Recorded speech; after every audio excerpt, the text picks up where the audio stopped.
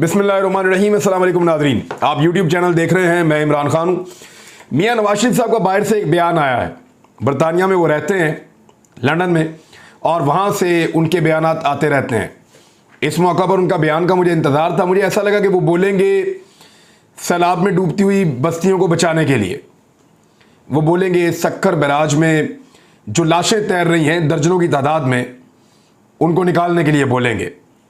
गरीबों के तबाह हाल मकानात और बर्बाद होती हुई फसलों को बचाने के लिए मियाँ साहब बोलेंगे। 250 रुपये में जो डॉलर मिल रहा है उसकी कीमत को नीचे लाने के लिए मियाँ नवाज शरीफ बोलेंगे। मुझे लगा कि 230 रुपये से महंगा जो पर लीटर पेट्रोल मिल रहा है, मियाँ साहब उसकी कीमत कम करने के लिए बोलेंगे। जो 38% महंगाई पाकिस्तान में तबाहकुन हो गई है, शायद उसको कम करने के लिए बोलेंगे। पाकिस्तान की दम तोड़ती हुई मईशत को बचाने के लिए बोलेंगे। इंपोर्टेड सरकार की बैड गवर्नेंस के खिलाफ मियाँ साहब बोलेंगे। मुझे ऐसा लगा कि शायद ये बात वो करेंगे।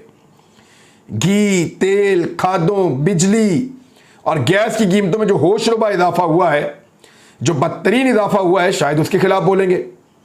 गुर्बत के हाथों जो खुदकुशियां हो रही हैं पाकिस्तान में, शायद मियाँ नवाज शरीफ उनके खिलाफ बोलेंगे। लेकिन इस बारे में मियाँ साहब ने कोई बात नहीं की। बोला भी तो क्या बोला। मियाँ साहब ने बोला फॉरेन फंडिंग के बारे में। वैसे तो ये फॉरेन फंडिंग नहीं है, ममनुआ फंडिंग केस है। और मियाँ साहब ने जब बात की तो उसके बारे में बात की कि पाकिस्तान तहरीक इंसाफ को फारग कर दो, हमें सियासी फायदा दे दो। जब बात करेंगे अपनी जात की बात करेंगे, अपने इक्तदार की बात करेंगे, अपने फायदे की और अपने कारोबार की और अपने मफाद की बात करेंगे।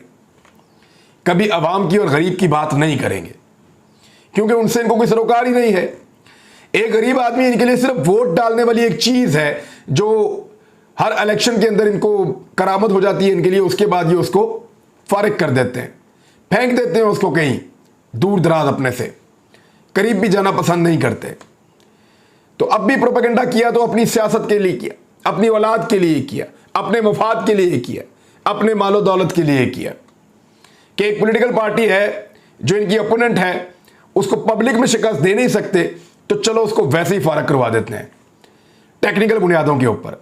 लेकिन फॉरेन फंडिंग केस में एक चीज मैं आपको क्लियर करूं कि पाकिस्तान तहरीक इंसाफ पाकिस्तान की वो वाहिद सियासी जमात है जिसकी फंडिंग उसके बैंकिंग चैनल्स के जरिए हुई है, जिसका रिकॉर्ड कंप्यूटराइज्ड मौजूद है, जिसने अपने हर एक अकाउंट की तफसीलात जमा करवाई हैं। अगर किसी पॉलिटिकल पार्टी ने सबसे शफाफ फंडिंग हासिल की है इस मुल्क में, तो वो पाकिस्तान तहरीक इंसाफ है। अब टेक्निकल चीज़ों में आप उसको बेशक उलझाते रहें, लेकिन अगर आप एक तकाबली जायजा करें या मुवाजना करें पीपल्स पार्टी का, PMLN का और फजलुर रहमान साहब को तो छोड़ ही देना आप, उनका तो अजीब चंदे का सिस्टम चलता है, तो उस पर तो आप सवाल ही नहीं उठा सकते, वरना आप पे फतवे लग जाएंगे। तो यहां पीपल्स पार्टी का, PMLN का और आप PTI का मुकाबला करें तो ज़मीन आसमान का फ़र्क है। ना पीपल्स पार्टी के पास किसी सवाल का जवाब है, ना PMLN के पास किसी सवाल का जवाब है। वो जवाब दिए बगैर मौज कर रहे हैं और PTI तमाम जवाब देने के बावजूद अपने आप को कटहरे में रखे हुए है। और एक ही मुतालबा इमरान खान का, और मेरे ख्याल में जायज़ है, कि तमाम पॉलिटिकल पार्टीज़ की फॉरेन फंडिंग का फैसला एक साथ कर दिया जाए। ख़ास तौर पे इन 3 पॉलिटिकल पार्टीज़ का जो फैसला है वो किया जाए। मुसद्दिक मलिक साहब तो इसको फॉरेन फंडिंग नहीं बल्कि ममनुआ फंडिंग का, वैसे केस जो है ये ममनुआ फंडिंग का है। मुसद्दिक मलिक साहब तो इसको मनी लॉन्ड्रिंग का केस कह रहे हैं। तो अब ये एक के बाद एक स्टेप आगे जाएंगे। प्रोपेगेंडा वॉर है, ये कहीं जाकर रुकेगी नहीं। लेकिन मुझे मियाँ साहब ने बिल्कुल मायूस नहीं किया। मियाँ साहब जब एक मरतबा फिर बोले पाकिस्तान में सैलाब है, गुर्बत है, खुदकुशियाँ हैं, तारीख की बदतरीन महंगाई है, डूबती हुई मईशत है और पाकिस्तान में बेशुमार मसाइल हैं, लेकिन मियाँ साहब ने बिल्कुल मायूस नहीं किया। वो दोबारा जब बोले हैं तो अपनी सियासत, अपने ख़ानदान, अपने मफाद और अपनी ज़ाती चीज़ों के बारे में बोले हैं। कभी वो पब्लिक के बारे में बात नहीं करेंगे, उनका रिकॉर्ड टूट जाएगा वरना। एक तो जनाब ये खबर है। दूसरा एक और खबर है, मैं आपके साथ शेयर करता हूँ। ये वैसे अरशद शरीफ साहब ने अपने ट्विटर हैंडल से इसको रिपोर्ट किया है, मैं आपको वहीं से पढ़ के सुना देता हूँ कि एक सीरियस वार्निंग अलर्ट है from spokes person of a friendly country China. ये पाकिस्तान के बड़े अच्छे मुल्क दोस्त है चाइना, उनके जो स्पोक्स पर्सन हैं उनकी तरफ से ये एक वार्निंग पाकिस्तान को जारी की गई है, जो हमेशा पाकिस्तान के साथ मुल्क खड़ा रहा है और पाकिस्तानियों के साथ खड़ा रहा है। और आगे वो लिखते हैं कि इस Chinese foreign ministry spokesperson referring to disastrous effect of covert regime change operation on Pakistan's economy and coming events। यानी वो उन्होंने किया क्या है, जो अरशद शरीफ साहब ने स्क्रीनशॉट जो डाला है उसमें जो लिजान जाओ हैं, ये स्पोक्सपर्सन है फॉरेन मिनिस्ट्री के चाइना के, इन्होंने एक तस्वीर लगाई है और उसमें लिखा है हिस्ट्री ऑलवेज सिमिलर, कि तारीख हमेशा एक जैसी रहती है, हिस्ट्री इज ऑलवेज सिमिलर। इसमें उन्होंने दिखाया कि इराक को अमेरिकन एक तैयारा है, ये B-52 बॉम्बर है बज़ाहिर मुझे जो नज़र आ रहा है, इसी तरह का मुझे वो दिखता है।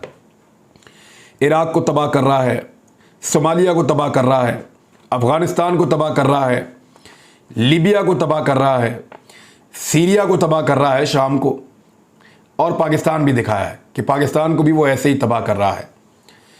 तो ये चाइना की जानिब से इस किस्म का जो थ्रेट है ये बड़ा सीरियस है। अरशद शरीफ इसमें ये सवाल उठाते हैं कि क्या जो रिजीम चेंज ऑपरेशन हुआ है उसी को तबाही कहा जा रहा है, या आने वाले जो इवेंट्स हैं उनके बारे में इशारा कर रहे हैं। चाइना के वजारत खारजा की जो स्पोक्स पर्सन है वो क्या कहना चाह रहे हैं, ये अरशद शरीफ साहब ने सवाल छोड़ा है। मैं भी इसको सवाल की सूरत में छोड़कर आगे बढ़ जाता हूं, लेकिन ये बड़ा अनफॉर्चुनेट है। उधर शाहिद खान अब्बासी साहब ने एक बड़ा अजीबोगरीब स्टेटमेंट दे दिया है। उन्होंने कहा कि अगर हम इक़्तिदार में ना आते तो डॉलर आज 400 रुपए तक पहुंच चुका होता। यानी आप लोगों को बेवकूफ़ समझते हैं? ऐसा कैसे हो सकता है? जब मार्केट के अंदर एक अदम एतमाद और बेचैनी पैदा हुई तभी लोगों ने काम करना बंद किया, तभी लोग मार्केट से डॉलर उठा रहे थे, तभी लोग अपनी पैसे को होल्ड कर रहे थे, तभी मार्केट के अंदर पैसे का सर्कुलेशन बंद हो गया। और उसी की वजह से पाकिस्तान को बहुत नुकसान हुआ कि क्योंकि यहाँ पे एक इंपोर्टेड सरकार बनी जिसको लोग तस्लीम नहीं करते, लिहाजा लोगों ने जो माशी एक्टिविटीज़ हैं उनको रोक दिया, और उसी का इम्पैक्ट है जो हर जगह पे आ रहा है। और ख़ुद आप लोगों ने तस्लीम किया है, एक दिन पहले एहसन इकबाल ने तस्लीम किया है कि जो मुल्क की इस वक्त सियासी सूरत हाल है, जो अदम एतमाद और बेचैनी है, उसके असरात पाकिस्तान की मईशत पर पड़ रहे हैं। स्टेट बैंक ने यह कहा है कि जो डॉलर की बढ़ती हुई कीमत है ये सियासी अदम इस्तेहकाम और जो मुल्क के अंदर इस वक्त एक अदम इस्तेहकाम की सूरत हाल है वो एक बड़ा रीज़न है, सबसे बड़ा रीज़न है डॉलर की कीमत के बढ़ने का। तो इमरान खान के दौर में तो कोई इत्मीनान नहीं था, तब तो डॉलर 178 पे था जब आप तहरीक अदम एतमाद लेकर आए थे। तो 178 से 22 रुपए बढ़ के 200 रुपए हो गया, और अब 50 रुपए ऊपर देकर भी नहीं मिल रहा, 250 रुपए का भी डॉलर नहीं मिल रहा। तो आप लोगों ने डॉलर की कीमत लगभग 70 रुपए के करीब बढ़ा दी है अगर ओपन मार्केट में हम देखें तो। लेकिन अगर आप ओपन मार्केट में ना देखें तो तब भी आपने 55 से 60 रुपए डॉलर की कीमत बढ़ा दी है। तो ये पाकिस्तान का कबाड़ा आपने किया है। तो शाहिद खान अब्बासी अब लोगों को बेवकूफ़ ये कहकर बना रहे हैं कि 400 रुपए तक डॉलर पहुंच जाता। तो मैं ये सोच रहा था कि इन्होंने 400 रुपए तक डॉलर क्यों कहा है। फिर मेरी 2-3 लोगों से बात हुई, मैंने खुद भी इसके ऊपर थोड़ा सा सोचा कि एक्चुअली ये साहब हमें तैयार कर रहे हैं ज़हनी तौर पे कि डॉलर 300 तक भी चला जाए तो गिला मत करना, क्योंकि इमरान खान होता तो 400 तक चला जाता। आप बात को समझ रहे हैं?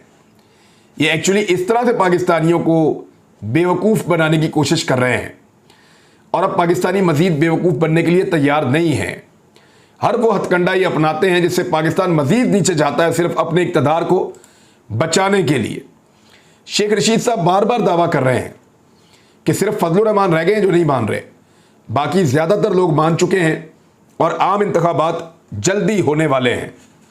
मैंने अभी आपको एक बड़ी हौलनाक खबर बतानी है, मुझे बड़ा दुख हुआ वो पढ़ के। वो एक ट्वीट है, उसके अंदर से वो रिपोर्ट हुई, मैं आपको बताता हूँ। उसके अंदर उसके विजुअल भी मौजूद हैं, मैं दिखा तो नहीं आपको सकूँगा, लेकिन बड़ा अनफॉर्चुनेट है। मिफ्ता इस्माइल साहब फरमा रहे हैं कि सिर्फ इमरान खान मुल्क की मईशत की तबाही का जिम्मेदार है, ये मिफ्ता इस्माइल साहब ने कहा। उसके दौर में डॉलर की कीमत और मुल्की कर्जे में रिकॉर्ड इजाफा हुआ। तो जितने डॉलर की कीमत में इजाफा इमरान खान के दौर में 4 साल में हुआ, आप उससे ज़्यादा इजाफा 4 माह से पहले कर चुके हैं मिफ्ता इस्माइल साहब, नंबर 1। नंबर 2, महंगाई में जो इजाफा इमरान खान साहब के दौर में हुआ वो ज्यादातर 11-12% के आसपास रही और आप उसको 38% तक पहुंचा चुके हैं। पेट्रोलियम मसनूआत की कीमतें आप बढ़ा चुके हैं, गैस और बिजली की कीमतें आप बढ़ा चुके हैं। हालांकि आपने वादा किया था इन तमाम चीजों की कीमतें आप कम करेंगे। थोड़े दिन पहले आप कह रहे थे कि ये आलमी मंडी में कीमतें बढ़ने की वजह से है और अब आप कह रहे हैं कि ये इमरान खान की वजह से है। आप लोगों को बेवकूफ समझते हैं। आपकी अपनी पार्टी के लोग वो खुद कह रहे हैं, मेरे प्रोग्राम में कैसर अहमद शेख साहब जो इकोनॉमी को बहुत अच्छा समझते हैं वो मेरे प्रोग्राम में कहकर गए हैं कि मिफ्ता इस्माइल इज रिस्पॉन्सिबल और उनको कोई समझ नहीं है कि इकोनॉमी को कैसे चलाना है और मुल्क को आगे कैसे बढ़ाना है। नवाज शरीफ साहब और इसाक डार आपकी बार बार क्लास ले चुके हैं। मरियम नवाज आपको ट्विटर के ऊपर जलील कर चुकी हैं। तो अब मेरे ख्याल में इमरान खान पे इल्जाम लगाने से कोई फायदा नहीं होगा। मिफ्ता इस्माइल साहब आपने अपने पांव पे कुल्हाड़ा मारा है ये वजारत इस इंपोर्टेड सरकार के होते हुए लेकर, क्योंकि लोगों में बेचैनी है, लोगों में अदम एतमाद है और उसकी वजह से आप इकोनॉमी को किसी सूरत भी संभाल नहीं पाएंगे। एक बहुत बड़ा बुहरान है जो हमारे सर पे खड़ा है। वो क्या है वो मैं आपको बताता हूं, लेकिन उससे पहले ये मिफ्ता इस्माइल की कारकर्दगी के ऊपर मुजम्मल असलम साहब ने एक वाइट पेपर टाइप का एक जारी किया है। ये 6 पॉइंट्स है, मैं आपके सामने रख देता हूं, जरा गौर से आप सुनिएगा। नंबर 1, पाकिस्तान की तारीख में अब तक की सबसे बड़ी महंगाई 38% तक SPI ये पहुंचा दी है मिफ्ता इस्माइल ने। पाकिस्तान की तारीख का 1998 के बाद अब तक का सबसे बड़ा जो सबसे हाईएस्ट इंटरेस्ट रेट है शरह सूद वो आपने नाफिज कर दिया है। और यूरो बाउंड किस तरीके से नीचे गिरा है।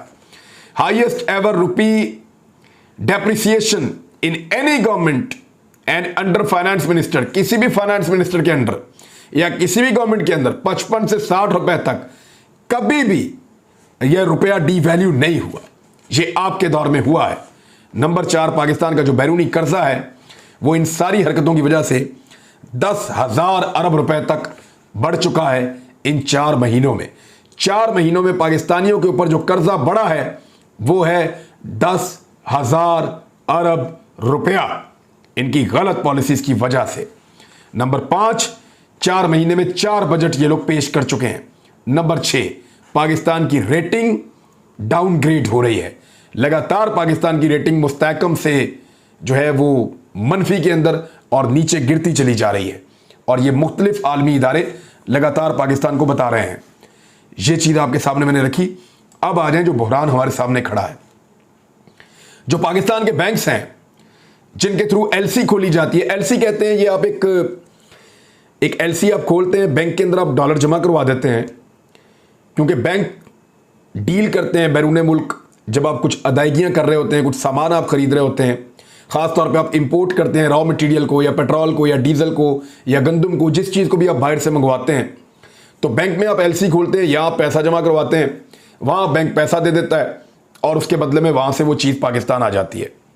इसको LC खोलना कहते हैं। मैंने सिंपल लैंग्वेज में आपको बताया, वैसे ये टेक्निकल है लेकिन इतना काफ़ी है।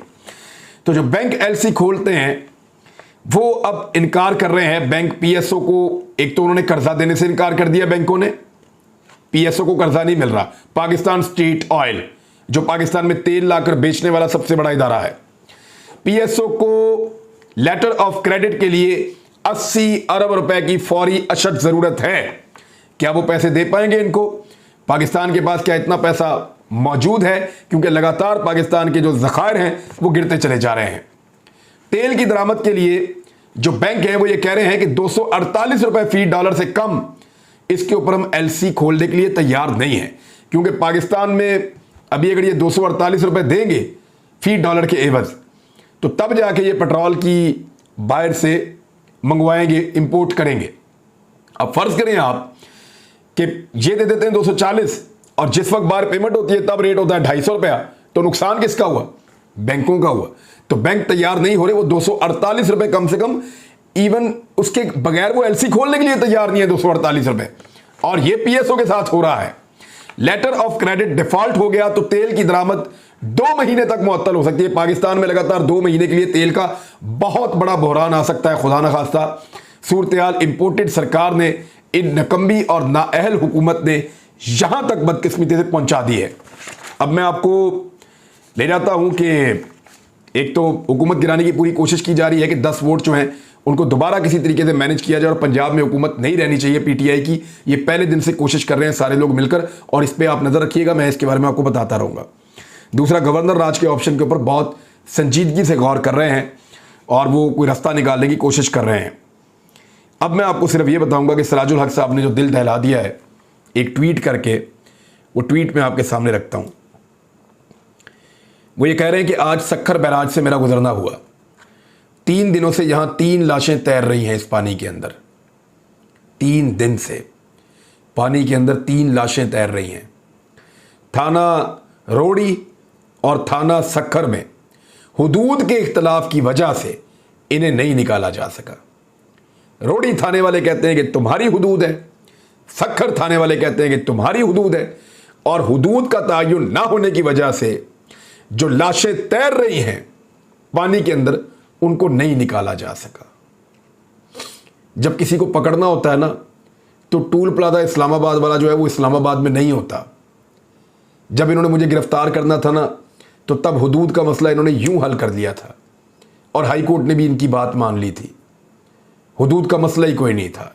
मैं इस्लामाबाद में था, मेरे पास बेल थी, मुझे वहां से उठाकर लेकर गए। जब किसी को पकड़ना होता है, जलील करना होता है तो ये ऐसे भी करते हैं। हुदूद का तयन इनके लिए मसला ही कोई नहीं होता। और जब लावारिस लाशों को निकालना है गरीबों की तो वो थाना कहता है तेरी हुदूद है और वो थाना कहता है तेरी हुदूद है। कोई इंसानियत इस मुल्क के अंदर नहीं है। आगे वो लिखते हैं कि कैसा खराब तर्ज हुक्मरानी है और संगदिली है।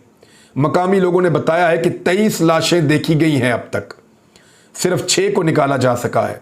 यह अफसोसनाक है, शर्मनाक है।